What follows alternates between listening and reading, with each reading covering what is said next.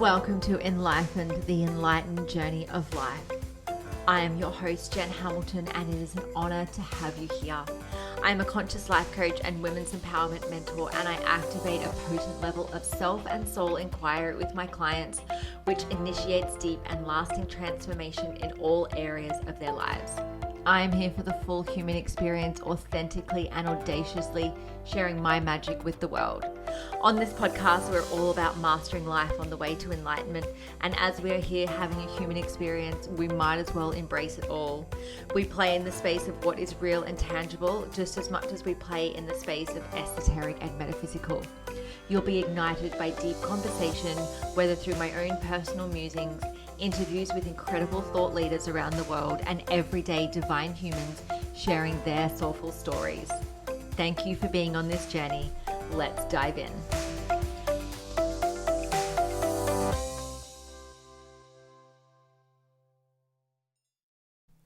Hello, beautiful soul. Just to let you know that listener discretion is advised for this episode and to be mindful if there are kids around, as it contains adult themes. Thank you, everybody, for joining us for another episode of the Enlightened podcast. And today I am joined by Landy Peek. So Landy is a somatic coach, and she helps women get into their body's wisdom and release stored trauma. And I'm so fascinated by the work that you do, Landy. So I'd love for you to say in your own words a little bit about the work that you do, the type of people that come to you, and how you make a difference in the world. Oh, awesome. Thank you. And thanks for having me. I have kind of background. I'm an occupational therapist by trade, which really got me interested in the work in trauma. And as I kind of dove deeper, I found somatic experiencing and just loved how it helps us get in tune with our body, because so many of us are up in our heads all day long and we ignore what's going on inside of our bodies.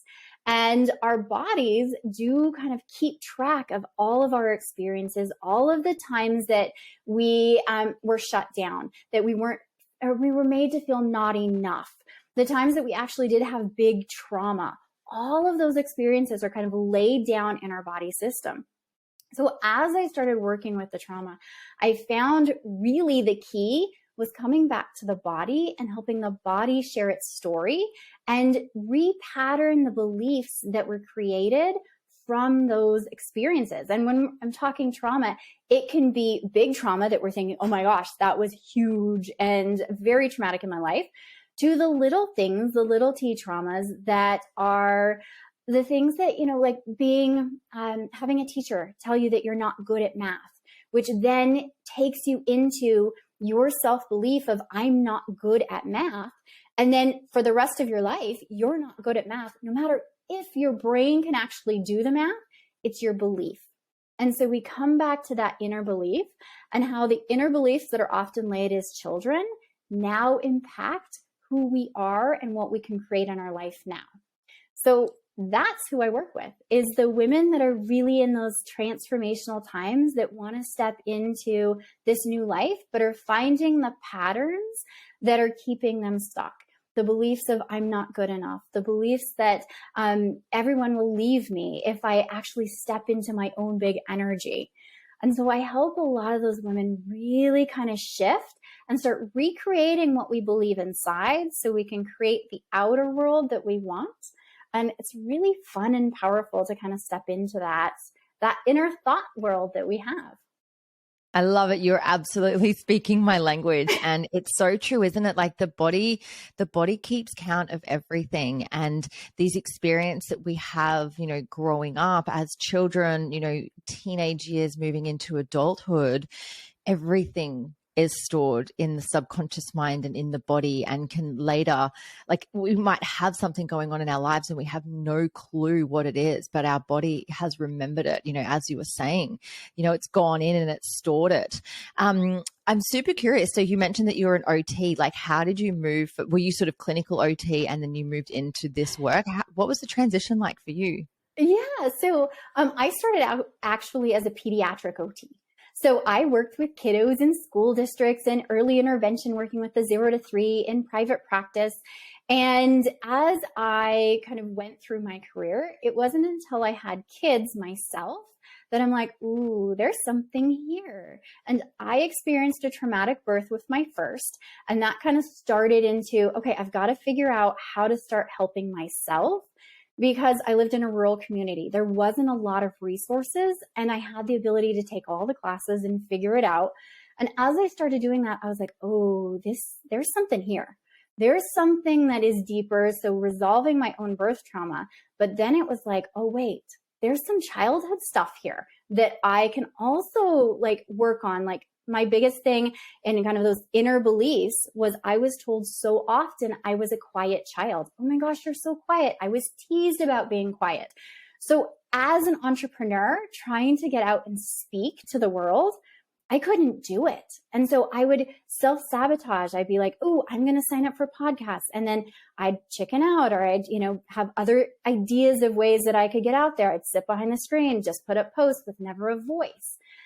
And so it wasn't until I shifted that inner belief of I'm quiet that I could actually start to share a message and really get out and talk. So it's things like that was like, ooh, this is cool inside myself.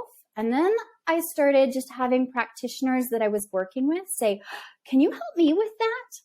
And I started shifting from actual therapy practice to coaching because I started coaching peers, and then it just started naturally rolling in. And then I started just shifting into coaching women who most of my clients are business women or entrepreneurs, are women because we're pushing the boundaries in our thoughts and in the way and the things that we're doing. So those kind of go-getter women that are out there pushing those boundaries and also figuring out where their own blocks are. It's when you hit those blocks, that's when I come around. So I've hit all the blocks. I've walked the walk. I've done the talk. And now I'm helping others, and I'm continuing to do my own work. It's not like it's done, because each new level that I grow is like, oh my gosh, I thought I resolved that, but here it is again. And we work at it at a deeper level.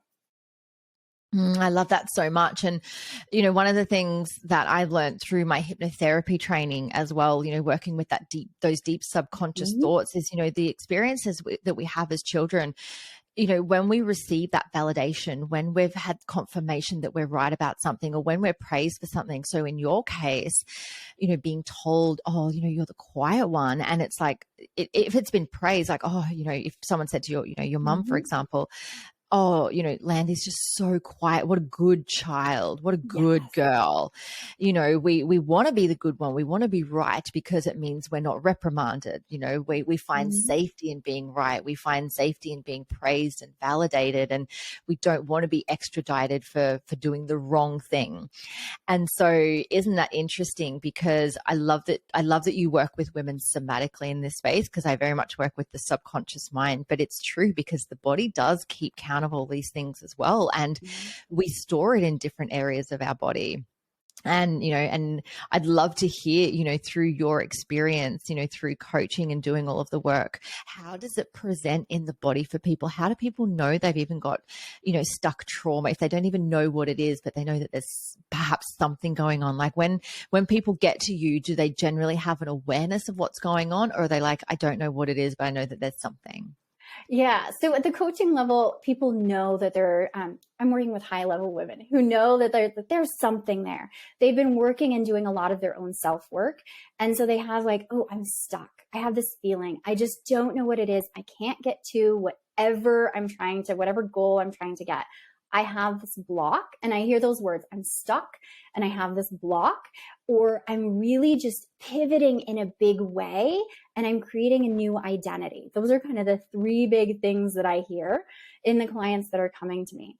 The way that we're kind of tapping in somatically is listening to what the body is saying. So if you're going from my shy, unable to talk, I would think about doing a podcast and my stomach would just clench, and I could feel that in the pit of my stomach. And it was just like, oh, it's so yucky. I can't do this.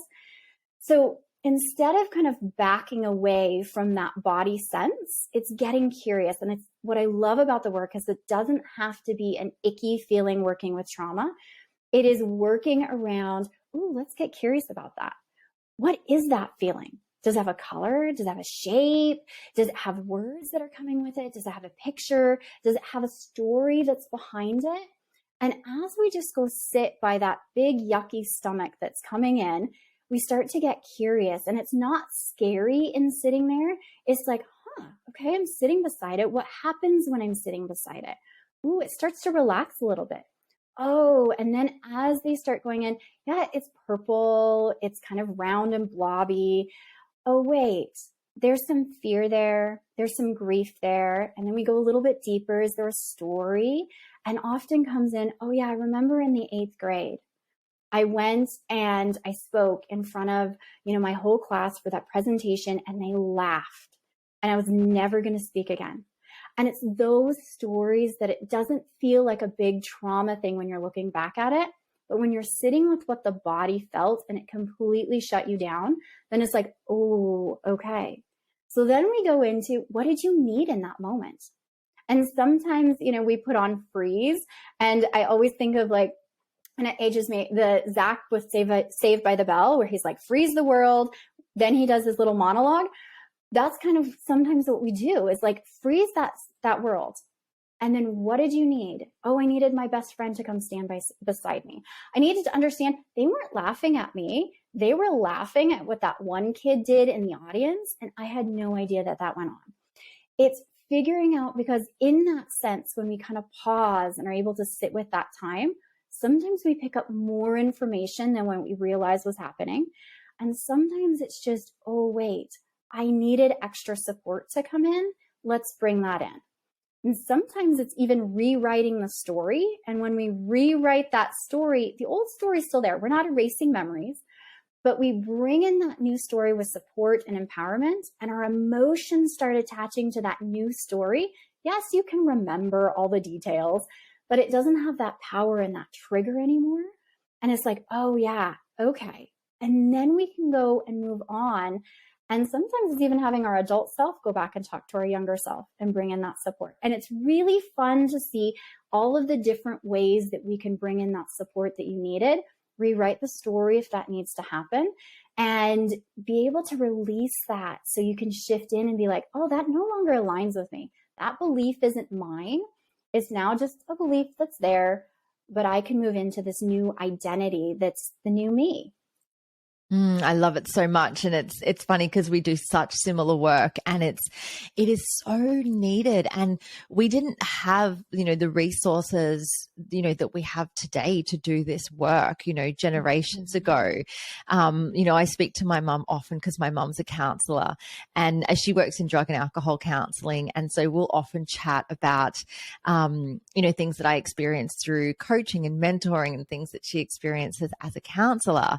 And, just sort of looking at the different modalities that we do. And, she can take away a lot from the stuff that, I talk about, and I can take away from what she talks about as well. And, if these modalities had been around generations ago, I think the world would have looked very, very different.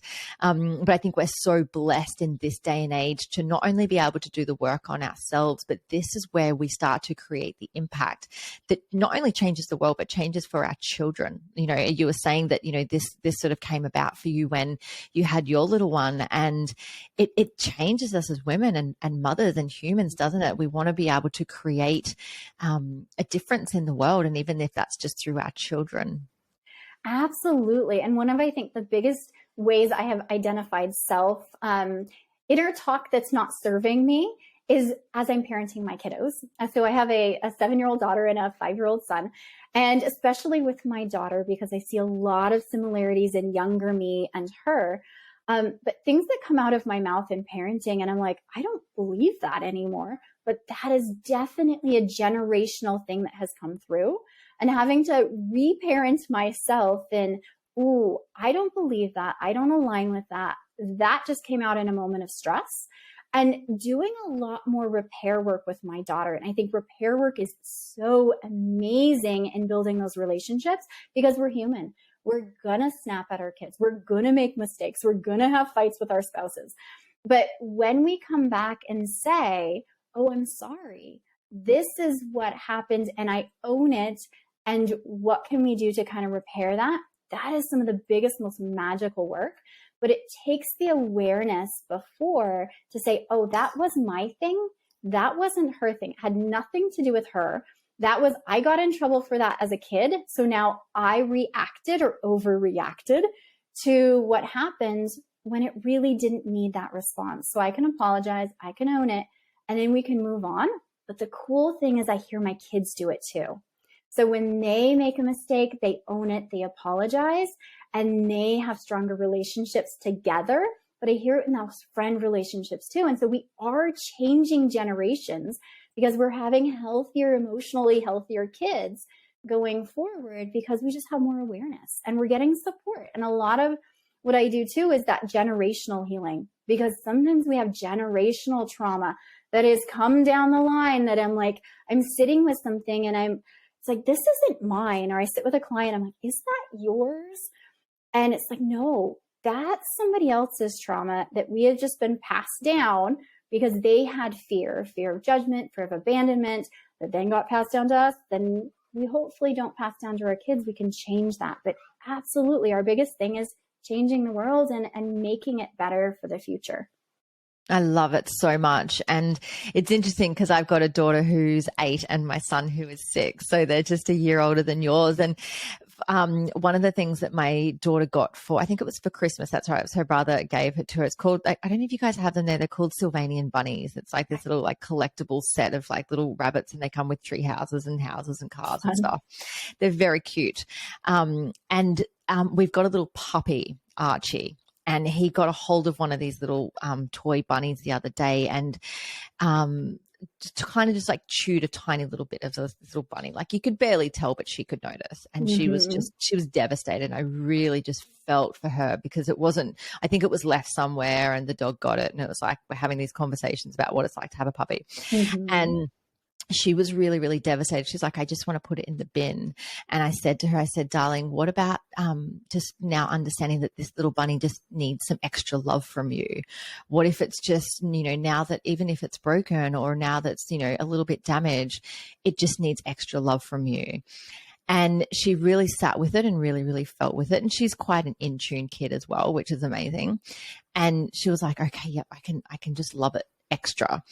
And something else happened with another toy a couple of days later or something like that. I think the dog had got a hold of something and she's like, I just need to love it a little bit more, That's and so it lands, so instantly for children. Like it just does. And if she's having, a little something with her brother, she might say something that she's picked up from me that's, she might use her boundaries. I don't appreciate that. And this, like we can create change for them, based on our experiences. And it's really beautiful to witness because, at such a young age, like, they're still in the imprinting age.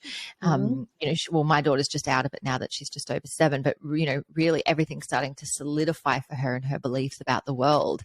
And so it's beautiful to see that she's been able to adapt these, these ways of thinking and these ways of being in her behavioral patterns that, hopefully will last with her and that we will see a change. I've seen the way she interacts with some of her friends, which is, it's really, really beautiful to see. I remember the first day she went to a new kindergarten quite a few years ago.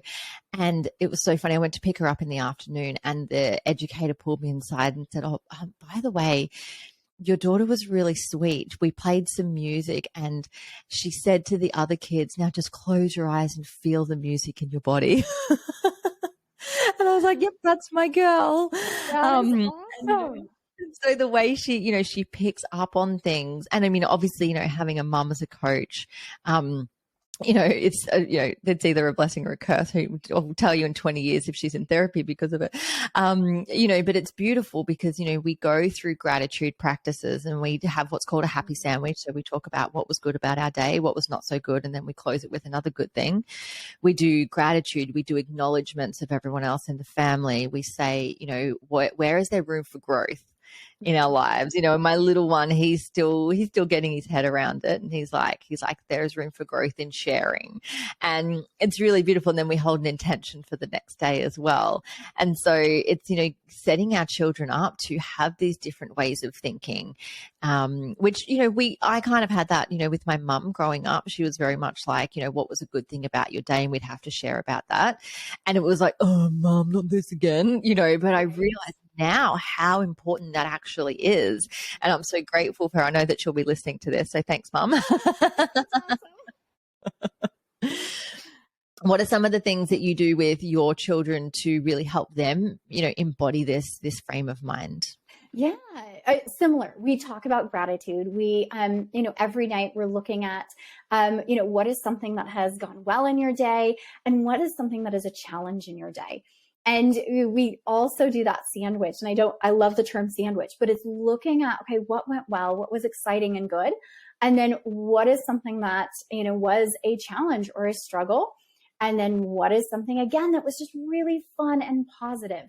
And so we're looking at that kind of balance in seeing that there are things that are struggles and there are things that are really good. And a lot of times we get focused on the struggle, but if we can come back to that good, that is something that is huge. So really looking at that, and then looking at those I am statements. And it is so huge in how we're self-identifying, but listening to, my kiddos and how they describe themselves, but the I am smart, I am, whatever, strong, athletic, whatever is coming out of their mouth. If I hear something that's like, oh, I don't love that, we can talk about where that came from.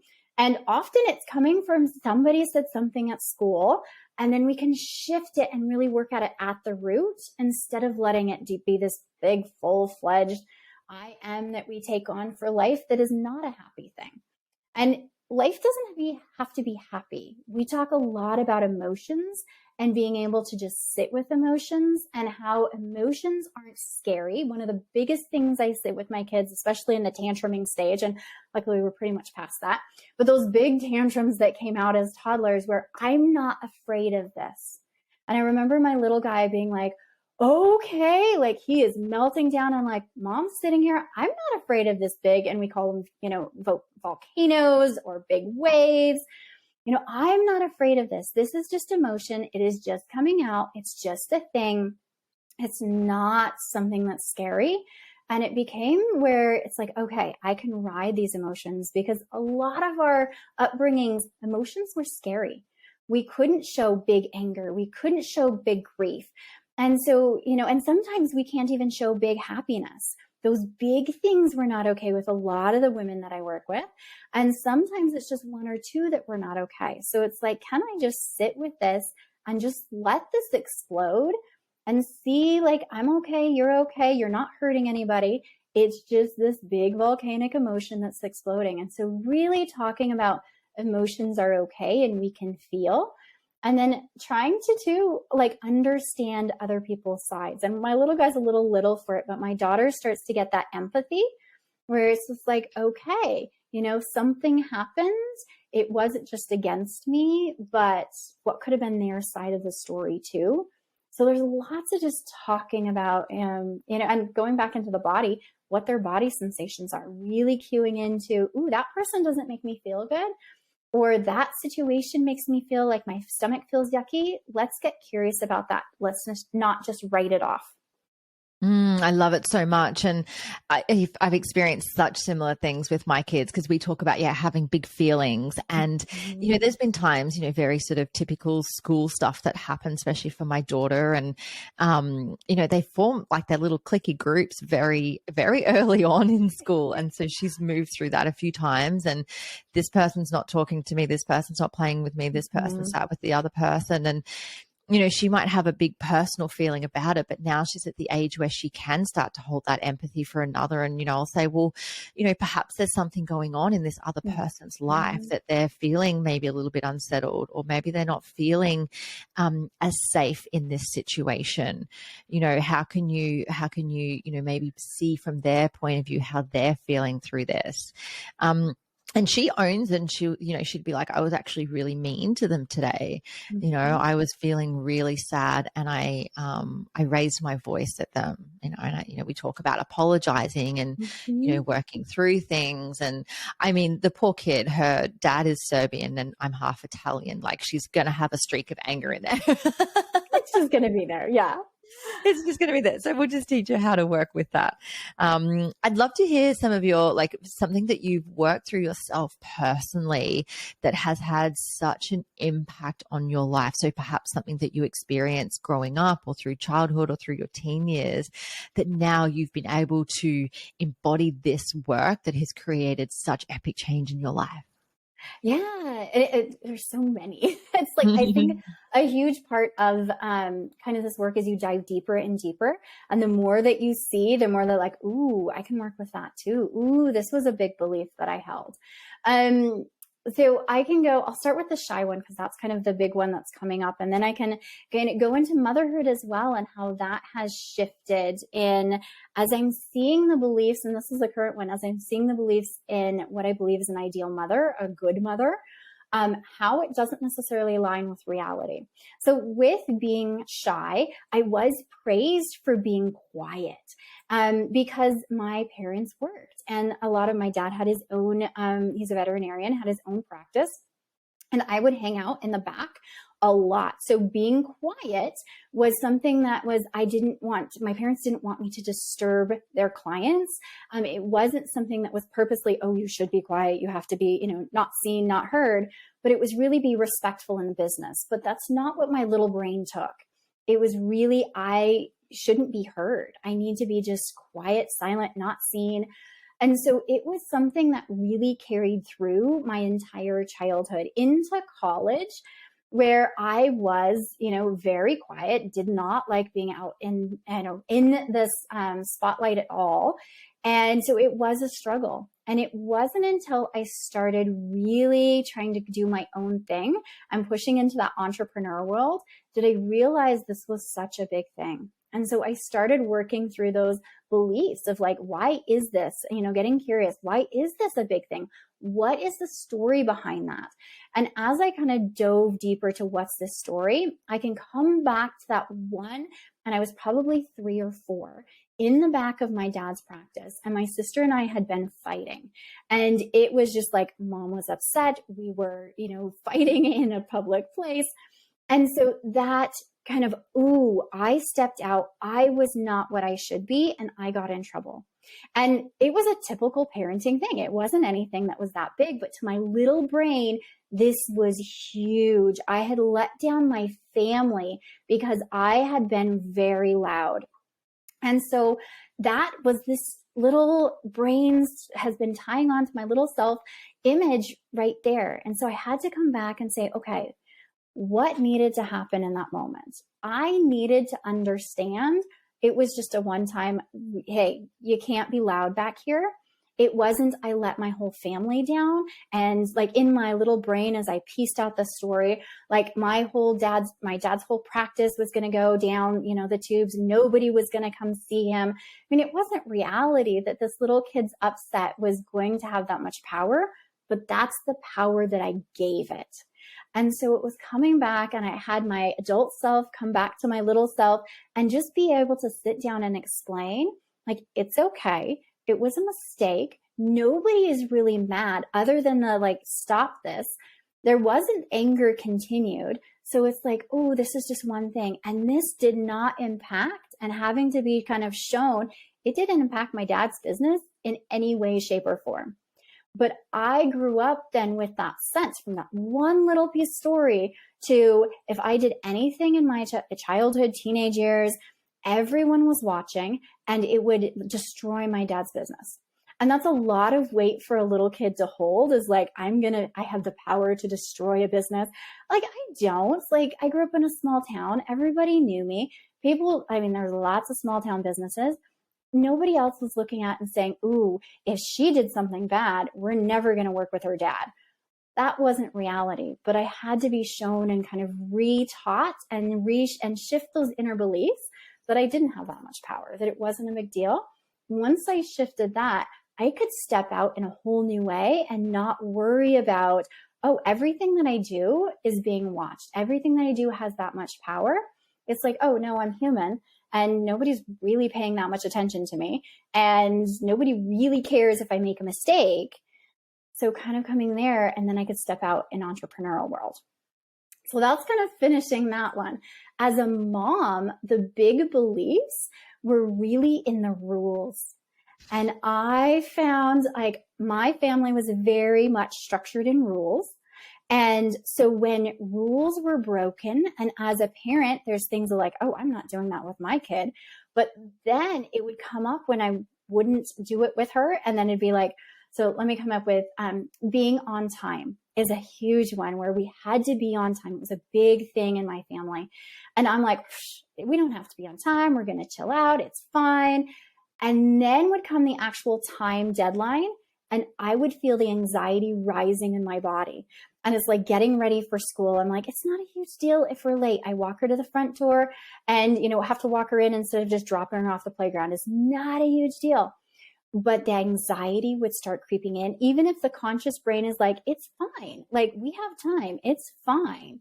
The anxiety would come. And so it started getting curious about like, oh my gosh, my stomach is tightening so much here. I can feel this, like, what's going to happen? And getting curious about like, okay, I feel the sense. What is going to happen? What's the worst that's going to happen? And it's like, well, the world is going to come to an end. I'm like, really? Is the world really going to come to an end if I'm late? So then working on those beliefs and then testing them. Okay, we're late one day. What happened? Well, nothing. We walked in the front door. Nobody even cared. She didn't even get a tardy. So it's like, it's okay. But sometimes we have to go into like, instead of going up with that anxiety, coming and getting curious about, okay, what's that body sensation? What's the belief behind it? Can we shift the belief and then test it? And oh, wait, the world didn't end. But our little brains make things catastrophic when they're really not. It's so interesting, isn't it? And just listening to you speak, like we've got so many similarities and crossovers in our lives. And I experience this so much, stepping into motherhood as well, and having to do things the right way. Having to do things the way the book said, or the child health nurse said, or the doctor said, or whatever. And there was a lot of things that I, intuitively said, this doesn't align with me. I don't want to do it this way. I don't like it this way. And, I guess sort of, the backlash that you receive because of it, because you've got a different way of doing things, or that you're just genuinely not aligned to doing something a certain way. I remember there was like, because my daughter's 8, and there was all like the debate around when to start children on solids. Was it 4 months or was it 6 months? It was kind of like a big deal here. And, the research that I had looked into was that, 6 months is best, for their gut health. And because I was breastfeeding as well.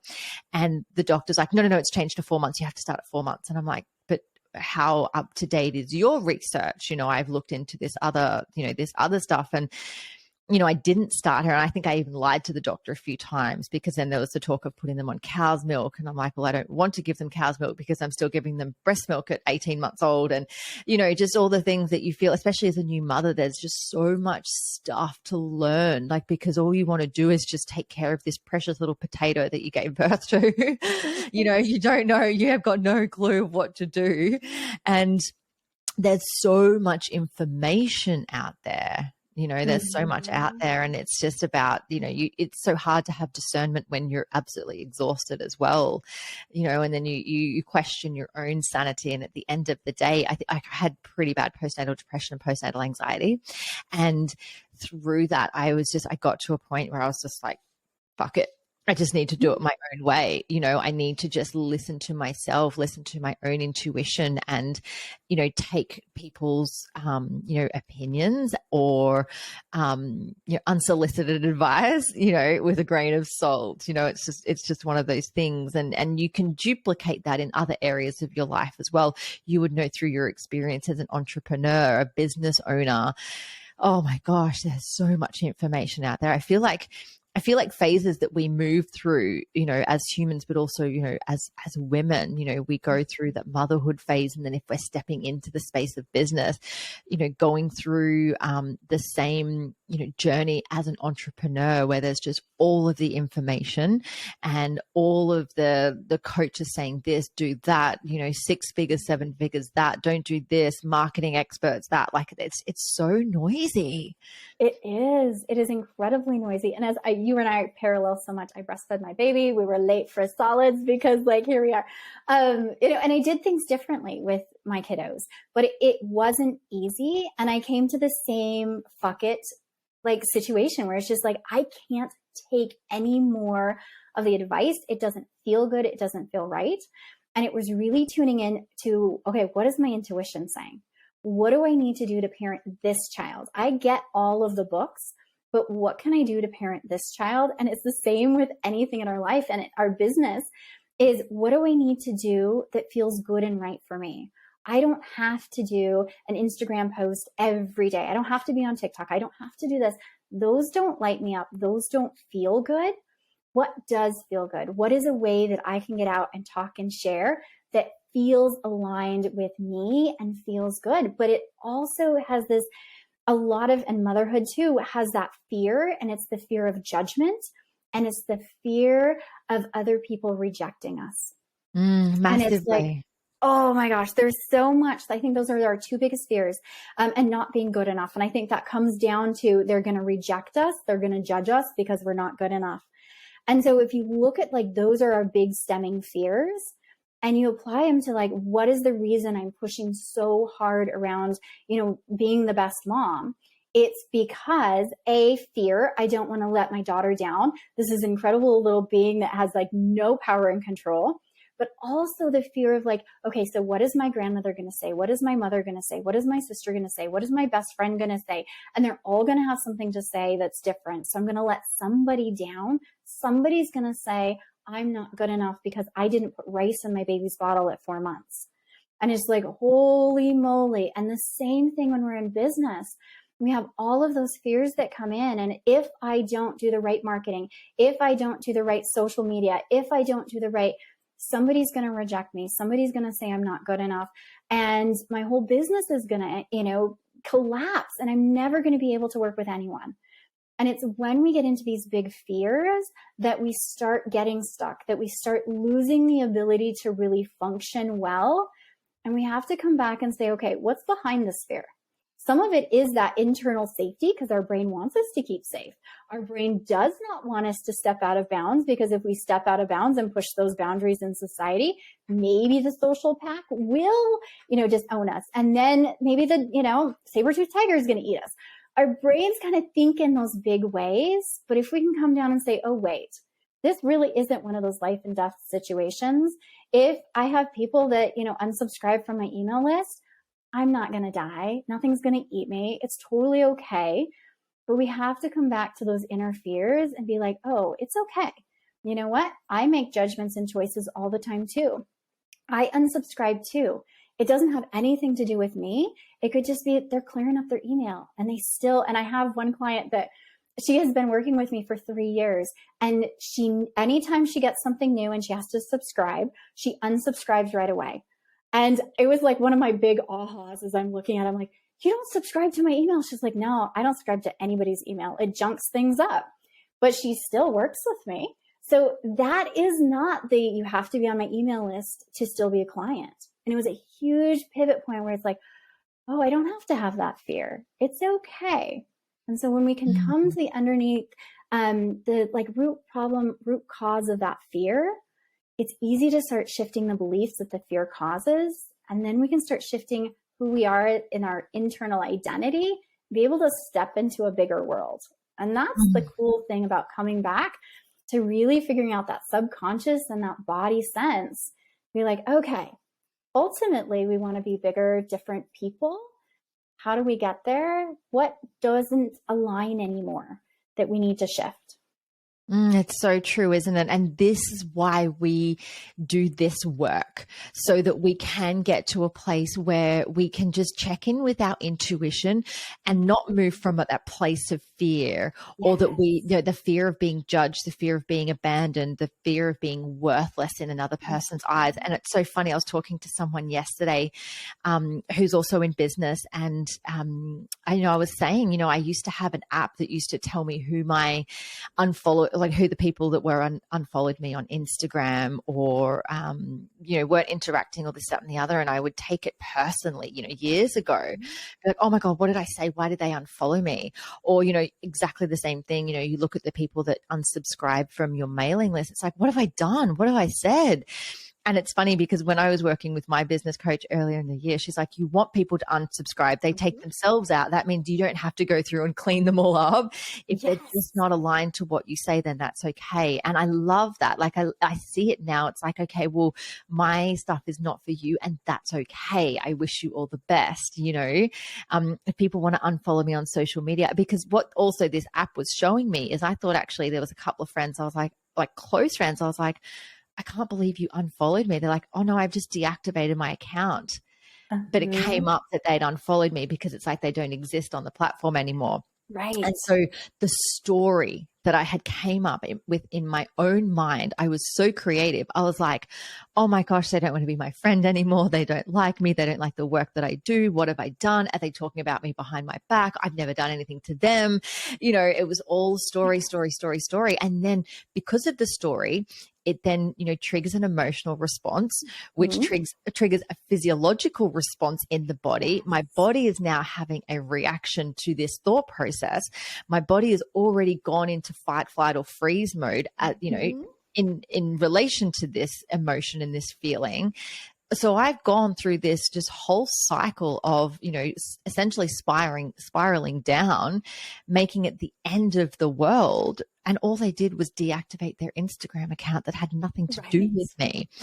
But I'd gone into such a stress state that, and as you would know, when you go into that fight, flight, or freeze mode, you're not there to rest and digest. You're not there to just happily sit down and have a nice meal, and that your body absorbs all the nutrients of the food that you're eating, and you're not going to bed early and just enjoying the most beautiful, peaceful sleep. Your mind's ticking over. Your mind is going through every possible scenario it can. Your body's like, no, we need to eliminate all this food in a hurry. We need to, get ready to fight this thing, because it doesn't know the difference between the conversation that you had with this person in your head and what it actually exists. Absolutely. Yes. And that fight, flight, or freeze response is a big one. And especially if we've had past traumas, it is more likely to be activated in a big way. And it also, in those past traumas, makes it less likely that we're going to have that flexibility in our system to be able to go, oh, wait, okay, I'm alert. This is something. Oh, wait, no, that's just a squirrel. That, twig that snapped is just a squirrel. It's not a big deal. And we can shift back down. Versus if we get activated in that, it's like, ooh, what is that? What is that? I'm going to have to run, fight. What is the best response? And a lot of us are actually living in that fight, flight constantly. We don't downshift anymore into that rest and digest, into that being able to be flexible and really assess the situation. Everything feels like a threat. And that's where we start getting a lot of that anxiety coming, because everything feels like a threat. And it's really hard. And especially as moms, as we kind of swing back to that, I also suffered from postpartum anxiety, and it is such a huge thing because we have all of this information, we have all of this hormone, mix that's going on, and our bodies are different. And we went into labor as a single human that could control everything in their environment and body, and out of the hospital, or I did a home birth. Coming out on the other side, when you have this little being that is completely dependent, and you can't even take a shower, you can't brush your teeth, you have a being that's crying, you have no control of your sleep, depending on how much support, you have no support, and it's 24/7. And then on top of that, you're trying to learn how to be a mom. You're trying to readjust to the body that you're living in, trying to readjust to this whole new role. And you add in a partner, And that's readjusting that relationship. And you wonder why people are so much, so stressed as new moms. It's like, no wonder, there's so much there. It's And so true. And you don't even so get your huge. body to yourself anymore. You literally No. have this, potato with arms and legs that's attached to your boobs every couple of hours, like it Absolutely. is non-stop. And honestly, probably the biggest traumatic experience of my life was becoming a mother, like the most beautiful. And I love being a mom. Yes. And I remember the kid's dad saying, oh, you changed after we had, our daughter. And I was like, yeah, I did. I absolutely did.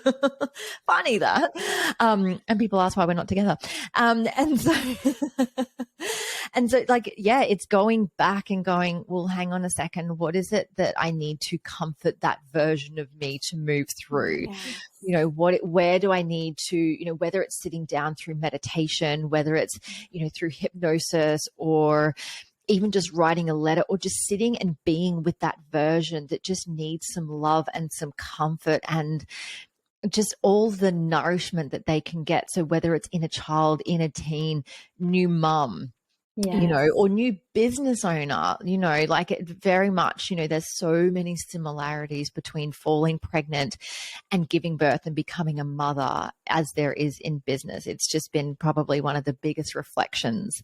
You have this idea and you're putting all of the pieces together, which is like going through a pregnancy, and then you give birth to it, and that's all well and good, but then you've got to nurture it and take care of it, and you don't know what to do, and there's so many books out there, there's so many opinions, there's so many courses and online things that you can do for it. And and we can, definitely fumble our way through it. And it's funny, I have a friend of mine who is also in business and has been for quite some time, a little bit longer than I have. So she's been through, like, the highs and the lows and the swings and the roundabouts a lot more. And we were chatting the other day, and she's like, I'm at the point where I'm firing my brand manager. I'm firing this person. They're saying to do it this way. It's not, it's not giving me a return. I'm fucking done with it doing this way. I'm just going to do it my way. I'm going to show up when I want to show up. I'm going to market how I want to market. And I think that really works for some people, like some people definitely, I know someone else who's been in business a very long time, and she loves structure. She thrives on structure. She thrives on having a team around her to do the bits and pieces and plans ahead. And it's so funny. And I'm so blessed, to have such polar opposite, friends in business. And you can take pieces from all over the place as well. I've got my business coach works from such a feminine space, and I love it. And stepping into this year, we're going to be doing a lot more of the masculine stuff, so the structure and strategy and stuff, which I'm interested in now because I've done a lot of the feminine work in my business, a lot of the energetics, a lot of that, that somatic stuff, the subconscious stuff, like clearing all of the old belief systems, because I had it so deeply ingrained within me. Like my parents always were, they worked for someone else, and they always had, good jobs. And it was like, oh no, it's not safe to have a business, because in their view of the world, they, knew people that had businesses, whether it was friends or family, which had gone belly up or had not done so well, or they saw them working so hard. And it's like, well, I don't want that. So business must equal that. It's not safe to have a business. It's not safe to work for yourself because it's so unpredictable.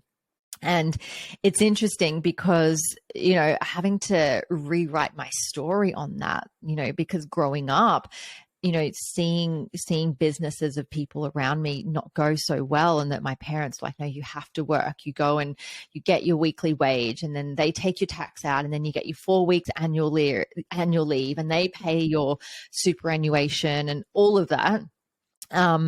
And then going, well, hang on a second, I want to break free of that old paradigm. I don't want to have to go and work for someone else until I'm 65 and then go on a pension and think that that's life. How can I create this in my own way? How can I have my own business? And then, going through, when I did a lot of my training in this space, modeling other people that I was learning from who had businesses which were, not thriving, being exposed, like working for other people whose businesses were completely falling apart at the seams, and they weren't barely holding it together, Yeah. And so it's like, oh, okay, well, if they look so successful on the outside, but, behind the scenes, it's actually really messy. that's what's going to happen to me. So I don't want that. And so we create this subconscious belief system, which then, has a response in the body as well. So when we think of, I can have a thriving business, my mind thinks, oh, that would be great. But my whole body contracts and says, no, not safe, abort mission, self-sabotage, do all of the things because this is not okay. And so it really is about bringing awareness to what that belief system is, bringing awareness to what is the conditions that essentially that we've been exposed to that says it's going to be this way. And as you would know, the beautiful part of our mind is that we have mind plasticity and that we can change our belief systems. We can change our thought process.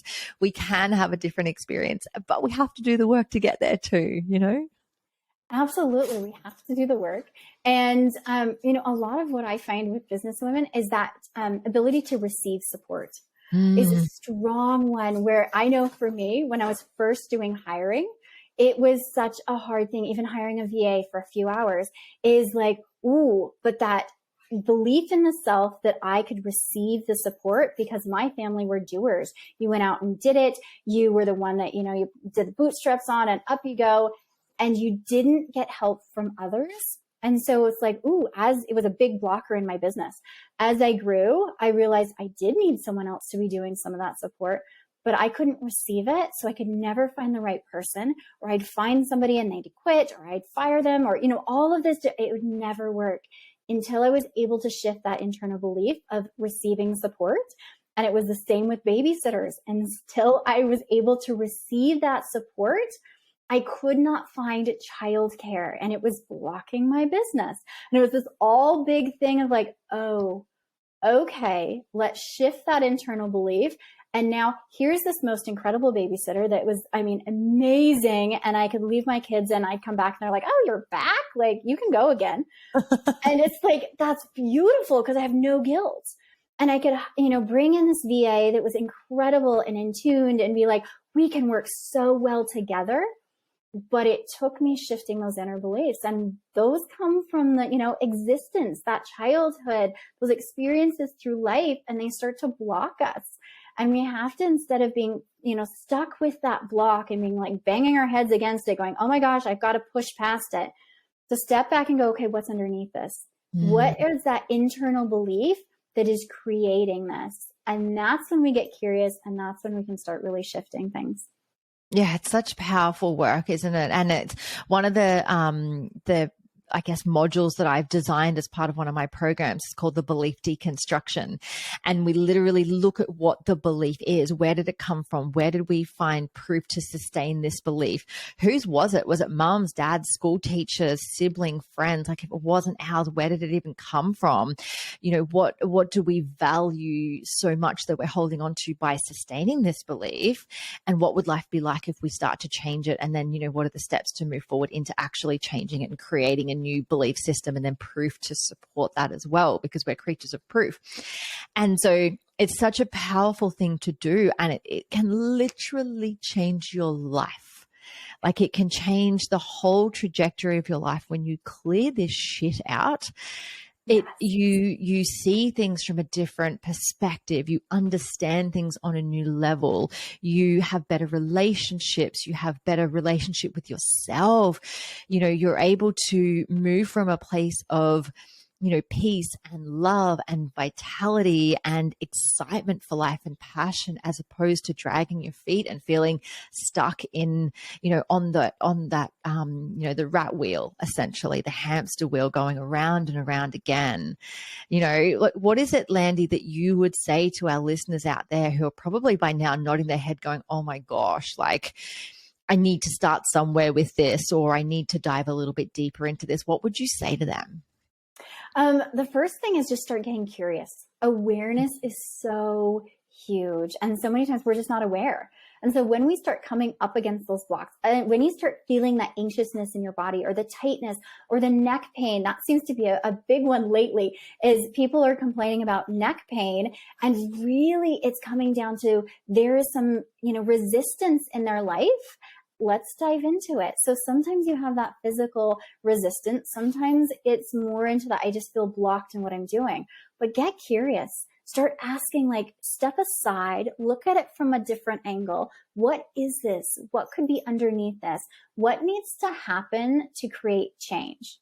And that is such a powerful thing, because then it takes us out of like, oh my gosh, I can't get anywhere, to, ooh, I wonder what else could be there. And once we start bringing in that curiosity, that's when we can start making change. And then if you're like, oh yeah, there's something here, I want to dive deeper, then finding support. Because yes, we can do our own work. You can go through self-development books, absolutely. But it's going to be faster and easier if you're working with someone else, because they can see your shit where you're stuck in it. And it's be like, oh my gosh, like I was working with a coach and I had no idea that like this was my one train of thought. And she's like, what about this? And I'm like, oh, world opened. Oh my gosh, there's something on the right side. Sorry, you can hear doggies in the background. You know, there's like some big thing that's like, whoa, I never even thought about looking at it from that perspective. And then it's like, oh, okay, so what belief was I holding on that's not aligned with me now? And how can I shift that? And I always tell my clients, we have a garden. And this came from Emily Nagowski. And she talked about sexual beliefs, but I love it from everything. We have this garden and everyone plants things in our garden all through childhood and going into, you know, our teachers, our parents, if we're religious, into the religious beliefs, the media, everybody plants a belief in our garden. And then we get to be adults and we're living off other people's beliefs until we sit with our garden and say, oh, wait, I don't believe this. This doesn't align anymore. I know, and you look at it like, ooh, you know, you plant a real garden. Somebody planted carrots. I don't love carrots, but they're growing and flourishing there.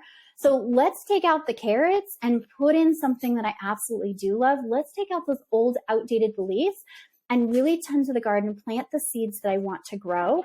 And that's where we're going to start really changing our life. But we have to sit with that garden and say, what aligns to the life I want to create? I love that so much. I love it. And it's such a beautiful way to start to view the world, you know, and everything is unfuckable. You know, everything that we've been through, every mindset, every, you know, belief system, you know, even trauma, you know, yes. we get to unfuck ourselves from the power it has had over us previously. And we can still have it there. We can still walk alongside it. We don't want to make any part of it wrong, and we can change. Absolutely, we can change. We are so resilient as human beings. Our brains are incredibly resilient. Yes, we can go through horrific trauma and we can come out the other side without it creating debilitating effects. We can be, I'm resilient. I'm going to shift we get to choose how we walk forward from that. And that's our biggest power. We can't change what happens. That happened. It sucked. It was horrible. But we can change what we do from now on. Do we let it continue to keep us trapped and keep us down? Or do we decide, no, I'm going to really work through that. I'm going to shift and let go of whatever beliefs were planted at that point. And I'm going to move forward in a powerful way and become this new person. And the trauma is still there. It still happened, but it doesn't have to impact our day like it did before. And that's where we're incredible as humans, because we are resilient. Trauma happens, but so is resiliency. And we just get to choose where we want to go from here. Start right here. What's your next step? I love it so much. I love it. Couple of questions for you. What is your one thing that gets you up in the morning? Like, what is it that helps you to spring out of bed and grab life by the ovaries? Oh, I love that. There's just an excitement about life. I am a 5 a.m. type of person, but I get up at 5 a.m. because my kids are still asleep, and it's this beautiful quiet time. And I love that silence, but the wonder of the world. And I get so excited about all of these little things. And, you know, looking at the sun, we have snow in Colorado here. So, you know, things are melting, the ice, all of that is just this curiosity. I think seeing it through a child's eyes is huge. And you can pick up on that excitement. So that's the biggest thing, is like, ooh, curiosity and wonder. What's going to happen today? I love that so much. And Landy, what is the meaning of life to you? Oh, I love that. The meaning of life is connection. I think we're here to really connect with others, to help other beings grow. I'm big into our soul's purpose. And, my existence here is to grow and change my soul and be a better, different person than I started out with. And I do that through connection. I love that so much. That's so beautiful. Landy, how can people find you? How can people work with you, get in touch with you, and just soak up all of that deliciousness that you are? Oh, thank you. It's landypeek.com. So LandyPeek.com. And that is where, website, and you can reach me from there. I am on Instagram, but not very active. So there is some spurts of activity when I feel like it. But the landypeek.com is the main way to kind of get in touch. And then, really I offer free discovery calls. So it's a time for us to get together and chat and see if we're a good fit to work together. But for me to hear your story, to get some support, and to really just be able to connect, and coming back to that connection, connect with other human beings. I love that. And we'll link to all of that in the show notes. Landy, thank you so much for being on the Enlightened podcast. It's been such an honor to have you here, sharing all of your stories and all of the work that you do. And I would love to have a chat to you further down the track as well, because I feel that there's so many different areas that we can dive into. And so a big thank you to all of our listeners for tuning in. Oh, thank you for having me. No worries. Thanks, Landy. Thank you so much for joining me for this episode. I hope you love the Enlightened podcast, and the biggest compliment you can give me is subscribing to this podcast, sharing it, and leaving a rating and review. Feel free to follow me on Instagram. My handle is @JenHamiltonOfficial, and the podcast handle is Enlightened_podcast. You can also find the video version on YouTube on my channel. Just search Enlightened, and don't forget to hit subscribe. Have a beautiful day and enjoy living the enlightened journey of life.